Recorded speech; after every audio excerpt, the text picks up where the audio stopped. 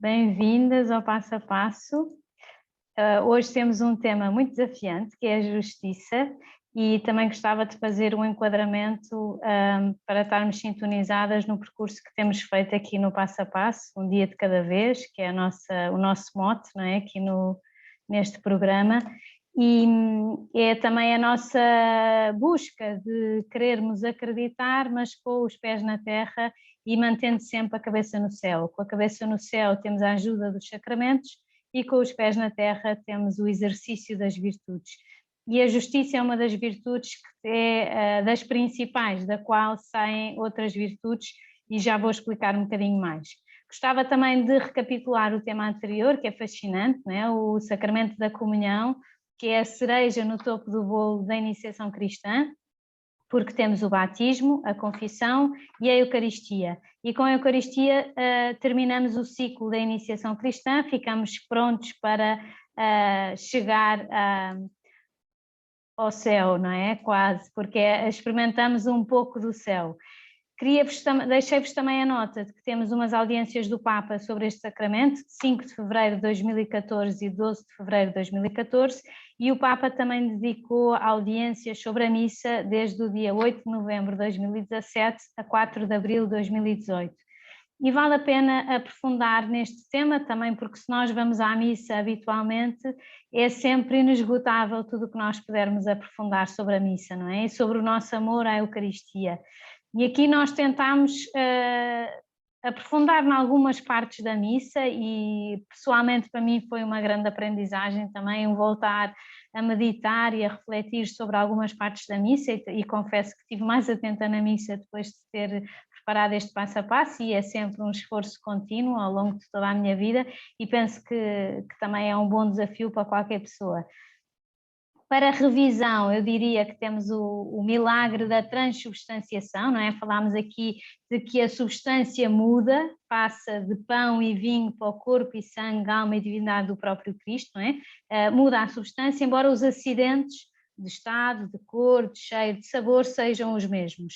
E fiz uma analogia com a água, em que na água permanece a substância, não é? H2O, mas mudam os acidentes. Temos água líquida, sólida, no estado gasoso, não é? E na Eucaristia não, nós aparentemente vemos pão e vinho, mas de facto depois do momento da transubstanciação há essa transformação no corpo e sangue de Jesus. Isto para nós é uma declaração de amor que se perpetua na presença de Jesus no sacrário, não é? Porque ficam as hóstias consagradas e Jesus consegue aquilo que nós não conseguimos, não é? Quando nos despedimos de uma pessoa queremos ficar, mas deixamos uma recordação. Jesus foi para o céu, mas ficou no sacrário. Portanto, que não fiquemos indiferentes, porque Jesus quer perpetuar a sua presença e a sua disponibilidade para cada uma de nós. Também aprofundei nos vários passos da missa, né? Os ritos iniciais, a liturgia da palavra, a liturgia eucarística, a comunhão, e chamei a atenção para um pormenor muito específico, que é das 4 elevações do cálice e da patena durante a missa, que para mim ultimamente também me tem ajudado muito para me deixar interpelar por essa proximidade de Jesus, não é? Temos no ofertório uma elevação a média altura. Porquê? Porque ainda são coisas, não é? Ainda é pão e vinho. Depois, na consagração, em que se dá a transubstanciação, o sacerdote eleva bastante o corpo e o sangue de Jesus, também para todos vermos e assistirmos a esse milagre. Depois há um momento em que o sacerdote diz por Cristo, com Cristo, em Cristo, em que nós somos convidados a dizer o Amém, mais importante da missa, e a trocarmos os nossos olhos com o próprio Deus, porque é mais ou menos ao nível dos nossos olhos. E por último, mesmo próximo da comunhão, o sacerdote diz: eis o Cordeiro de Deus que tira o pecado do mundo, e nós dizemos: Senhor, eu não sou digno. Portanto, estamos-nos a dirigir ao próprio Cristo, a reconhecer que não somos dignos de o receber, mas que sabemos que Ele nos quer aceitar, não é? Dizei uma palavra e eu serei salvo, como disse aquele servo no episódio em que nós lemos na Bíblia, não é? Que Jesus queria ir à casa dele para ressuscitar o filho, e ele disse: Senhor, eu não sou digno que entreis a minha morada, mas dizei uma palavra e o meu filho será curado. No fundo era isso. Também temos a presença dos anjos. Eu aqui não falei dos anjos, mas vale a pena também ter essa consciência, não só porque temos o nosso anjo da guarda connosco e que também está de uma forma muito ativa na missa, mas também porque nós podemos aprender muito com os anjos, não é? Com essa atitude de adoração perante Deus. Também temos a presença do Espírito Santo, que é o santificador da nossa alma, não é? Tem essa função de santificação, e falámos já há uns tempos de que a Deus se atribui a obra da criação, a Jesus a da redenção e ao Espírito Santo a da santificação. E o Espírito Santo está de uma forma muito, muito específica na missa. Também me lembrei de uma história que não contei, mas que fiquei com pena de não contar, por isso vou contar agora, de um senhor mais velho que estava doente, já estava debilitado e que o médico disse que ele não podia sair de casa.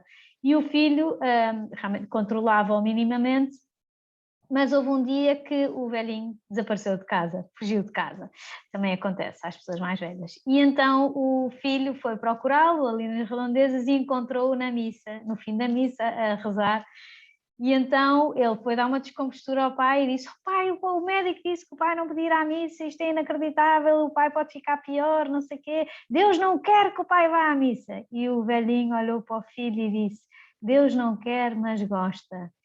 E de facto não é para nós desobedecermos aos médicos, não é essa a minha postura, mas é muito esta lógica, Deus não quer mas gosta, para nós não irmos na lógica do dever, mas na lógica do amor, não é? E também prepararmos a cada comunhão com essa lógica do amor, que vamos receber o amor da nossa vida dentro de nós, e também contribuirmos para a preparação da primeira comunhão das crianças com as quais nos relacionamos, também vale a pena. E lembrei-me também daquela ejaculatória que dizia a Nani, a minha grande amiga, que vai ser protagonista do próximo Passo a Passo, de uma vez que nós fomos à capela do colégio, em que uma perguntou à outra: o que é que tu dizes quando chegas aqui à capela? E eu não me lembro o que é que eu lhe disse, mas lembro do que é que ela me disse. Diz: Jesus, amo-te por tudo, acima de tudo e apesar de tudo. E esta lógica que nós queremos, penso eu, ter no nosso relacionamento com Deus. Portanto, fica aqui a revisão e passamos à justiça, não é? A justiça, eu pus aqui saber atribuir e retribuir, porque há uma justiça distributiva e uma justiça retributiva. E há uma que parece mais pela passiva e outra pela ativa, não é? Uma justiça que é mais próxima da misericórdia, a justiça atributiva, e uma justiça que é mais próxima da igualdade, não é? Do que é realmente justo visto a frio, que é a tal retributiva. E para nós abrirmos um bocadinho os horizontes nesta virtude, não é? Que é uma das virtudes que é chave na nossa vida cristã, não é? Nós já falámos das que recebemos no batismo em forma de semente, a fé, a esperança e a caridade, e agora temos as virtudes humanas, digamos assim, as virtudes cardeais, que são a prudência, que já falámos, a justiça, a fortaleza e a temperança. E chamam-se cardeais porque todas as outras se agrupam em torno delas, não é? E a justiça é a virtude moral que consiste na constante e firme vontade de dar a Deus e ao próximo o que lhes é devido.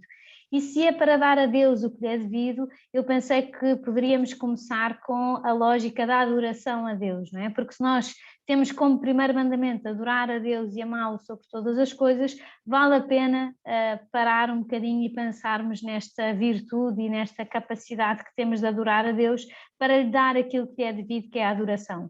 Também porque eu estou a ler um livro que se chama Adoração e estou a adorar. E então achei que podia aproveitar este livro também para o passo a passo, e uma das partes do livro é uma reflexão sobre aquele episódio da Marta e da Maria, não é? Que Jesus diz aqueles grandes amigos, onde Jesus ia passar algumas tardes, alguns dias, porque estava super à vontade e que descansava com eles e gostava imenso, e há um episódio da Bíblia em que a Marta está super atarefada, porque quer servir bem Jesus e preparar as refeições e deixar a casa arrumada, e a Maria está ali placidamente sentada a ouvir Jesus, e irrita a Marta, não é? E a Marta diz: então não vês que eu estou aqui super atarefada, não lhe dizes nada? E Jesus diz: Marta, Marta, uma só coisa é necessária, Maria escolheu a melhor parte. E aqui não é que uma seja melhor do que a outra, as duas eram igualmente próximas de Jesus, mas a nossa aprendizagem pode ser que as coisas de Deus não nos afastem do Deus das coisas, não é? E que, no fundo, Jesus queria abrir este horizonte de que ela estava a fazer muito bem, porque eu estava a servir, mas que esse serviço não a distanciasse dele, não é? E nós podemos aspirar a ter o trabalho de Maria, o trabalho de Marta com o espírito de Maria, não é? Dando esse valor divino ao que é humano, porque damos esse sentido de eternidade a cada ocupação, porque o oferecemos a Deus e não nos distanciamos do Deus das coisas. E isto é um bocadinho a adoração, não é? A forma que nós temos de manifestar o nosso amor a Deus com o dia-a-dia, com as coisas que estamos a fazer. E pensar também que a adoração é a atividade humana que nos assemelha mais aos anjos, porque eles vivem numa adoração permanente e felicíssima e estão sempre a estrear o amor. E nós podemos pedir também ao nosso anjo da guarda para estrearmos o amor dessa forma, não é? E aqui fica a deixa para a adoração. Depois temos a justiça também do ponto de vista de dar aos outros, porque é muito relacional a justiça, não é?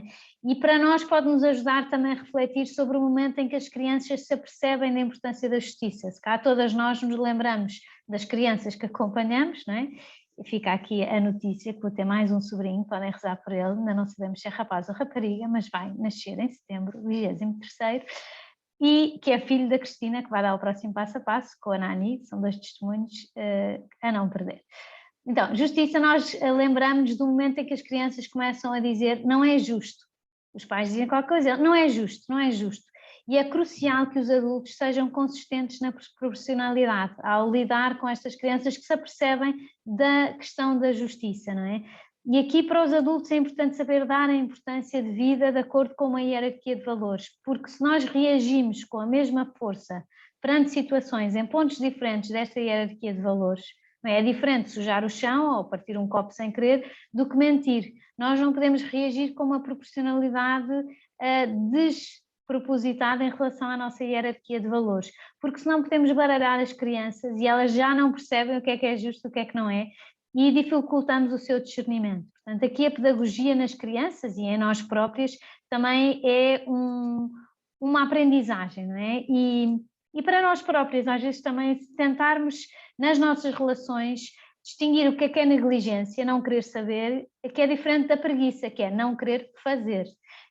Distinguir o que é desleixo, do que é incapacidade. Distinguir o que é ignorância, do que é indiferença. Também para nós aprendermos a lidar com as pessoas, não é? Não chamarmos tudo injustiça, não absolutizarmos tudo, não é? E aqui aproveitarmos para aprender muito também com a atuação de Jesus no Evangelho, não é? Nos episódios do Evangelho, para termos essa criatividade na busca de soluções que vão ao encontro da justiça, mas que não ficam só na mera retribuição. Aqui fica uma imagem para nos ajudar a refletir, não sei se esta é a melhor imagem, mas não encontrei outra, para nós refletirmos na justiça para com Deus, que é a virtude da religião, não é? E aqui nós, perante Deus, temos de facto esta obrigatoriedade que é muito grata para nós, não é? Porque adoramos a Deus sobre todas as coisas, mas queremos realmente que Ele seja o foco principal da nossa atuação. E também nos leva a respeitar as outras pessoas, a reconhecer nessas pessoas os seus direitos, a vivermos na harmonia com os seus direitos, não é? Agora que vivemos este drama da guerra, também nos apercebemos que há muitas injustiças e muitas vítimas dessas injustiças que são realmente vítimas do que não se consegue em termos de bem comum, não é? E aqui nós podemos fazer um exame de consciência a nós próprias, não é? Percebermos realmente se nós somos justas até nos nossos pensamentos, na nossa conduta, na retidão do que é que pensamos em relação às outras pessoas, se somos imparciais e se não somos muito exigentes com os outros e pouco exigentes connosco próprios, não é? Fica aqui a dica.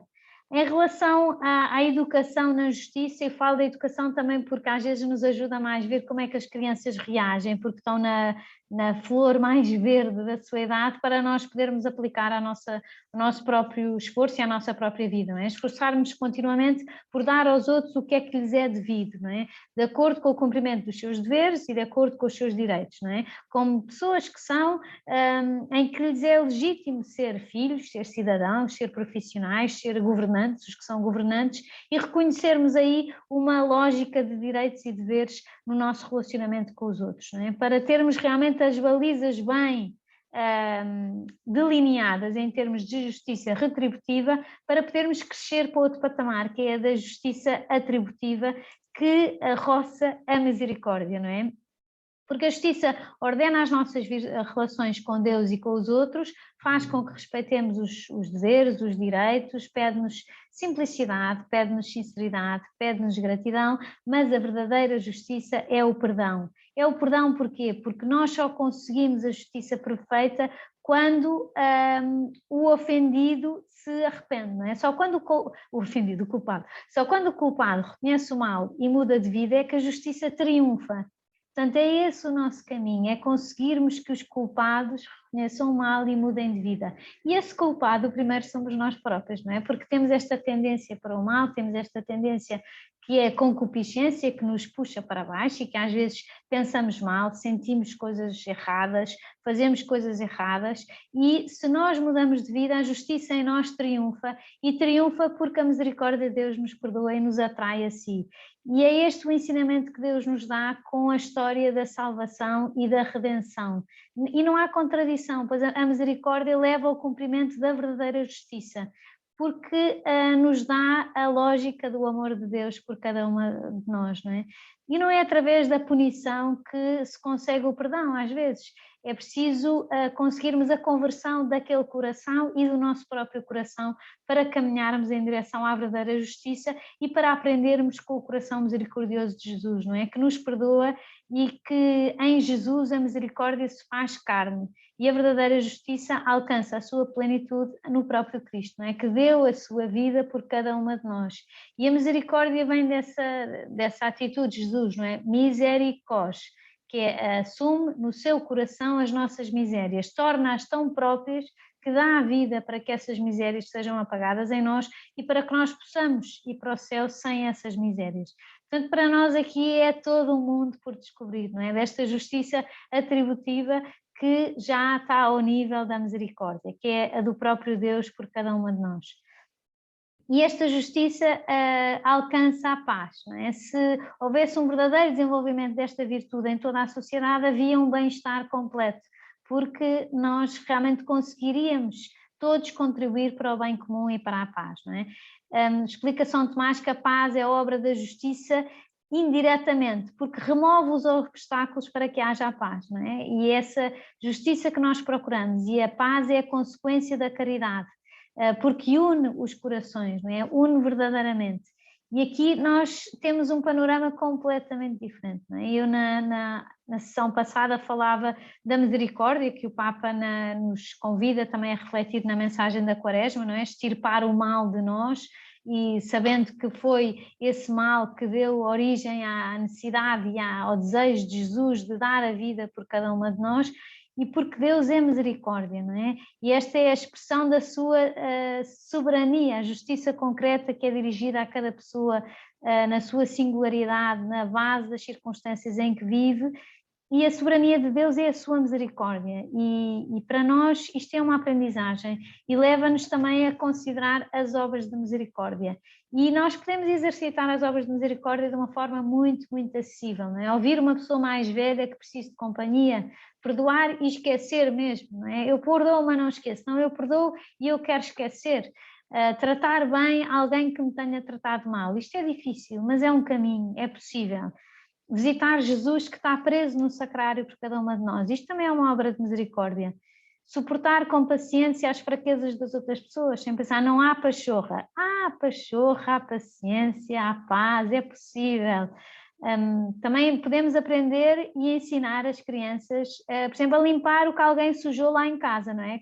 Sem que nos peçam, porque as crianças dizem, não fui eu, nunca foi ninguém, não é? A culpa morreu solteira, já sabemos.